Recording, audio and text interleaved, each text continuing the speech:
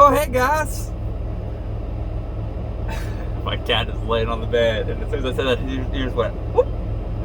I mean, well, they went sideways, but I can't, can't bend my hands that way, my wrists. I mean, I guess I could break them and be like, whoosh, as I bought my glasses. Ah, man. So, I'm sitting, anybody should know what that fucking little paint on the side of the building is. You guys live in civilization. But I'm sitting at a Costco store over here in Seattle. Well, real Seattle. This whole area is Seattle, but I went across Mercer Island and like a couple miles south of it, like 5 minutes south of it. So off I-90.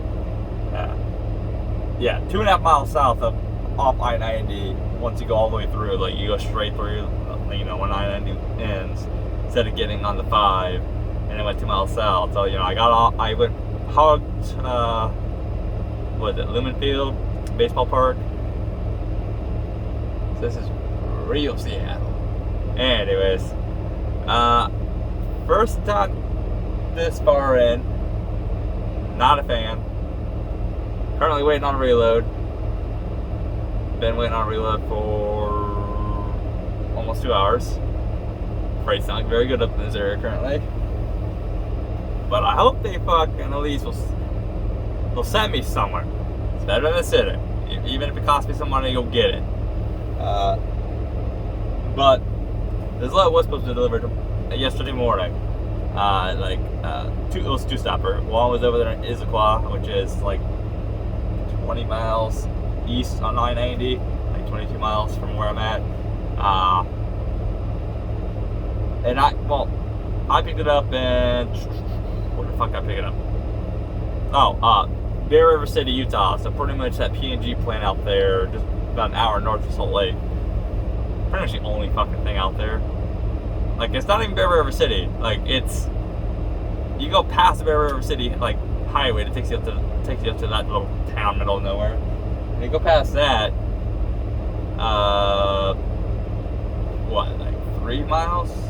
Then you turn off another highway that's pretty much the only thing there and a few homes. I think and by homes I mean it's like 5.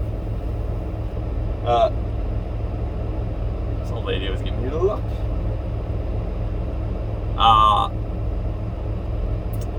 But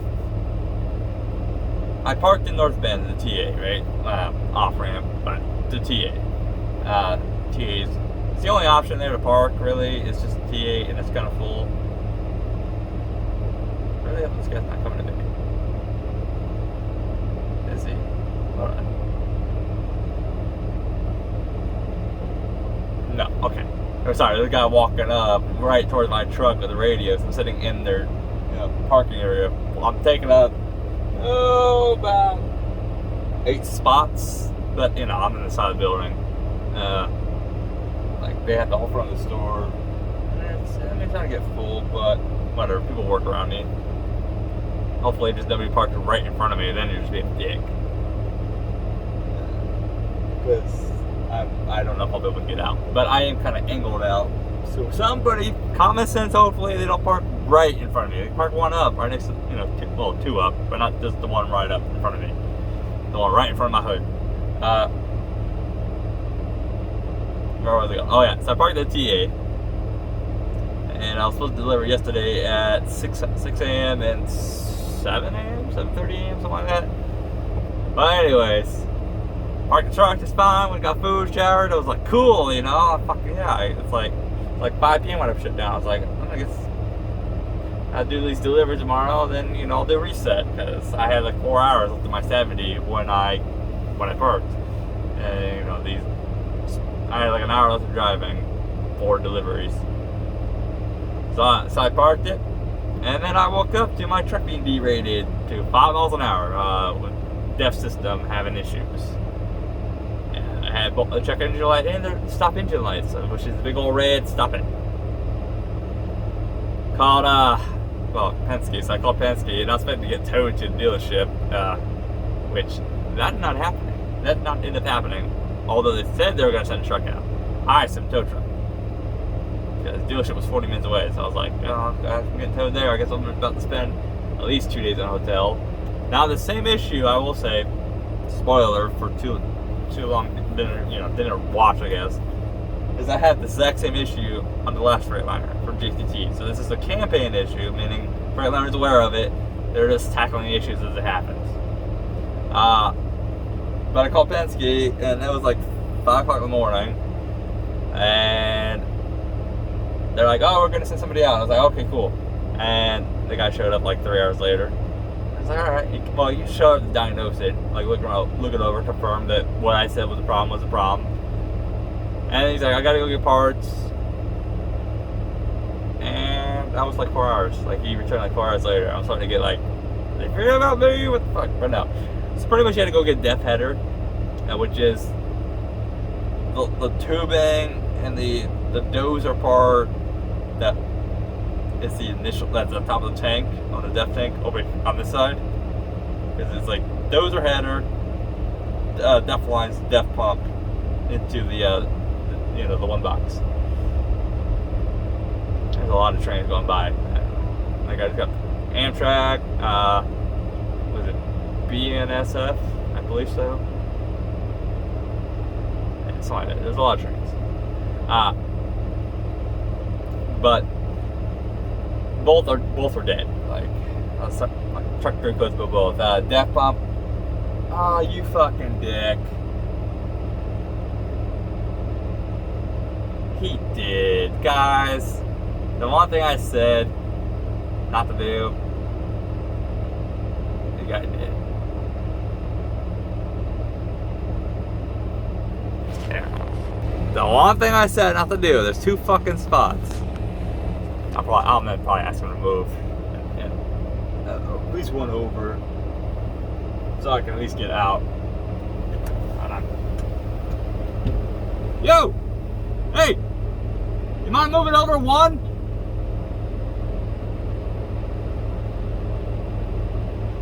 You mind moving over just one more? Yeah, go ahead. No, I'm saying, can you move your... You want me to move one more? Yeah, one more. Appreciate it. And of course the van. Alright. I'm just trying to make sure I can get out, but he moved because the van was parked at, but at least he was, didn't tell me to fuck off or anything. I'll probably put like cone there or some shit. Or stick myself out. But pretty much depth header, depth pump had to be replaced. Our code, like depth pump was either running too high or too low. Depth gauge was showing full. I'm gonna actually move up here in a second. Lock this spot in. Hold on, let me do this so I can actually get out.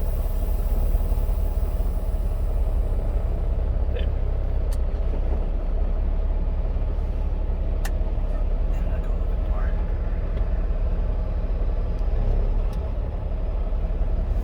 I'm blocking spots so I can actually get out. Because I don't want to get blocked in again. I don't think like I can fit. Cool, I'm actually over the spot. Alright, I got room to get out. Truck's sticking out a little bit, but oh well. But there's people who can work around me, you just gotta fucking drive. There's traffic light right there, and it's wide, so a car and truck can easily squeeze through. I'm just sticking out a little bit past the spot, like a foot maybe, just enough so I can actually angle out.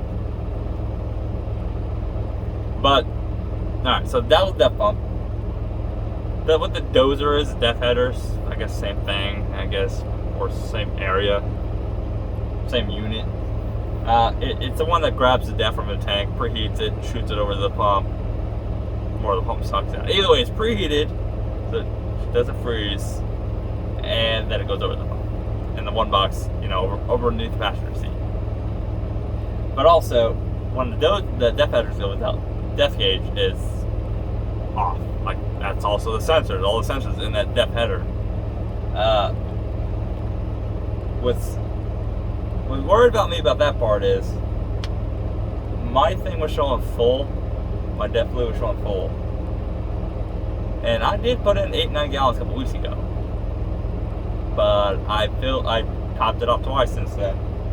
And the only thing that happened is that I put like 1.5 gallons total in like 2 weeks. And I was like, odd. But, okay. Odd, no. Very, very odd. Makes sense though that if the pump is running either too low or too high. Like it was doing soft regens, meaning like the truck's sitting there idling, it would, the RPMs would crank up and it'd start, doing a little shaking shit, right? But I wasn't doing I wasn't doing park regens where I'm manually activating it. People cannot fucking drive at all. Like they look right and then turn left and there's traffic coming. It's like you gotta look both ways in the parking lot. They're starting to get a little packed in here, a little busy. Which I might have to be forced to move here in a bit. Hopefully, I'm hoping I'm sitting here long enough to get a reload. But can't do shit. There's no freight. So that the guy showed up with parts. Right? He installs them. Simple swap. Although my depth tank was full. That's what was the depth tank was so full. So kind of laughed when he came over and installed it. He started with the depth header, but you gotta, he was trying to remove the depth tank. It's easier to do it that way. But he ended up just having to drain the depth tank, and then just did it that way because he tried munching it out with depth tank, and he's like, it's not happening. It was just too heavy. It's like 170 pounds when full, so it's fucking heavy. Especially when you don't have leverage. And it's a plastic tank. You don't want to fucking be too rough on it and break it. And then the longest part, because he got here yesterday, not here, but yesterday at the truck at 1400. The longest part was there was a clip on the backside of the tank you need to get. I guess it's a relief valve or something like that. Keeps it from pressure being built up. Anyways, I guess it always had a little bit of depth coming out. Well, it built up. A lot of that depth froze there around it and built up. And yeah, you could have got the connection out, but you would have risked breaking the plastic clip and the hose and everything. So you spent 2 hours chipping away on the depth. It looks like when it falls off, it looks like clumps of snow, pretty much. It's blocks of snow. It looks like. Or clumps of salt, whatever. It's just, I don't know how else to explain it. You either know what frozen up depth looks like, crystallized depth, or you don't. But it looks like snow or clumped in salt. That's what it's funny. But it took 2 hours. He's like, I barely got it, but that took a long time. It sucked. Yes, the vehicle's starting to sit behind me. That's why I moved up into this spot, angled out a little bit more. I didn't realize this place is this busy, but it makes sense if it's Seattle, I guess. Makes sense. But he puts that stuff in. It took about total, from when he got here with the parts, he left about 19:30, so about 7 hours. It was cold, by the way. It got to 35 degrees for a high during the daylight, and when it started when it got dark, because he was here for 3 or 4 hours when it was dark, it dropped. And by the way, my truck was out the whole time, so it was starting to get cold in here. But he's like, oh yeah, I got it. He installs it, gets in the truck, clears the codes, and he leaves. I was like, oh, cool, perfect. Truck's ready to go. I turn the truck on. I turn the heat up because I'm ready to get some heat in this truck. Within 10 minutes of his leaving, codes come back. But D-rate back down to 5. Check engine light. Red stop. And I was like, fuck, call him back here. Well, Penske, and I call him back. Penske stayed on the phone with me while they're blowing him up just to make sure he answers, because it's a 40-50 minute drive away for him, and it's at this point it's pushing about 8 o'clock. So I'm trying to catch him early enough so he can turn back before he gets too far over there. So I felt bad too, calling it back. But also I need sleep too. I need sleep so I can get do my appointments that were already scheduled at this point for the very next morning. The sooner I get to bed, the better. But he shows up like an hour and some change later. He told my Penske 30 minutes. That's always wrong. Anytime they give you an ETA, it's rare that it's accurate. It's usually 2 to 3 times that. And he's like, he shows up, he's like, dude, I have the door, and I said, I'm sorry, dude. I felt bad because like, he's tired too. Like, he's been the same dude that I got the call this morning at like 5 o'clock. It's been the same dude that's been working on the truck all day. So I know he's tired, and I'm tired. He's also general manager, so, you know, props, though. But he was like, yeah, don't worry, I like hanging out with you too, and I was just sort of laughing. But I was like, hey, it seems to be easy this time compared to what it was. It just seems to be like an air bubble in the system, this air in the system, right? Because they only had one code compared to like the three of my dash, where there was more on the actual like side that Penske pulled up. But there was one code on my side. Penske pulled up 2, but they both pretty much the same thing. Pump under pressurized, and then another thing with pump flow or something like that, which pretty much all was an air bubble.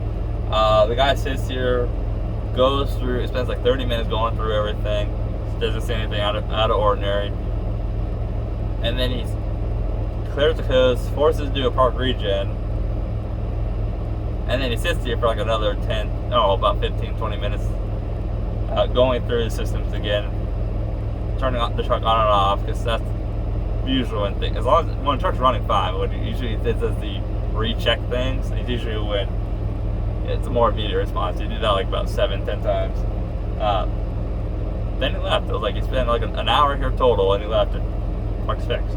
So yeah, my whole reading the code and googling it was like, yeah, okay, it's just got air in the system somewhere. Let's force it out. That's all it was. Luckily though, because like I said, I did need a 34. I ended up I ended up getting one while being repaired. And that something just fell out from my cabinet. I woke up with 37 hours, so my 34 was done. I think I got up at like 4:30. Ended up getting like 5 hours sleep because he didn't leave till about 11-ish, well 10:30-ish. So instead of having 2 days of downtime, because if I delivered yesterday, I would have had to go and park somewhere, and then because I'm a day person, because it was easier. That's what helps when I'm pulling these sharp trailers. They have mostly day runs. Since I'm a day person, that would have been Wednesday, Tuesday, Wednesday night, 34 open up Wednesday night. Don't run till Thursday morning, so 2 full days pretty much.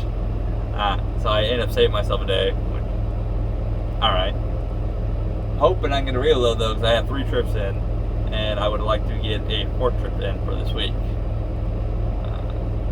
It's been a really, really slow couple of weeks because of the whole truck spending 4 days in the shop, fucking normal maintenance, and then the timing of that week ended up, I only got 2 trips in all that week, so it's been short couple of weeks. A little bit in the red for those couple of weeks, but whatever, I'll get out of it. It's gonna be easy. Just need a couple of weeks to get it going again.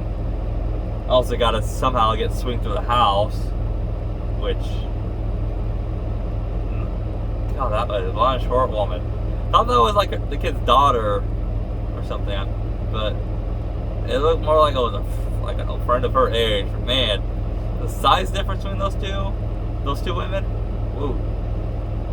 The woman looks like 5'7", the other one looks like she's fucking like 4'9". I was not expecting that.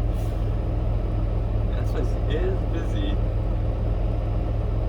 Oh, both these guys are waiting for the parking spots though. Interesting. It's kind of weird watching a big city like Costco and watching people's mannerisms here in the parking lot from my vantage view. City of Seattle Motor Pool. They bought a cake. I wonder what party's going on there. Should go can I get some cake? But anyways, all the bad trucking comes in groups. That's always a rule. It always comes in groups. But I have a little bit more news on the Volvo. But I want to save that for another video because I need some more concrete details, more in the